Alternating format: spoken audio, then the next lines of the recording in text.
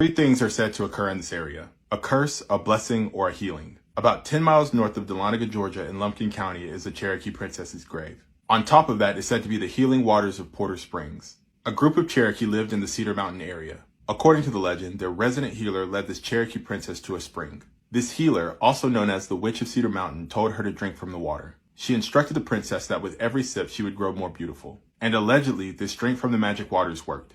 The stories of this princess's beauty spread far and wide. Suitors came around, which she denied, until one Cherokee warrior couldn't take no for an answer. He ended up taking her far away from Cedar Mountain. Her beauty eventually began to fade and her despair deepened. Her last request before she passed away was to be buried by her home, and that passers-by would place a stone on her grave for good luck. Those seeking good fortune turned her grave into what is now known as Stone Pile Gap. It's also said that those who took stones from her grave would be cursed, enacting the wrath of the Witch of Cedar Mountain. The potential evidence of this curse is when the Georgia Department of Transportation tried to move her grave twice. Both occasions ended up in fatal accidents. Some saying it's coincidence and others saying it's recompense. Porter Springs, just 3/4 of a mile away, was rediscovered and once again considered to have healing properties. A resort was built and heavily traveled to up into the early 1900s when it eventually burned down. But that never stopped curious travelers from coming to see if the legends of Stone Pile Gap and Porter Springs were true.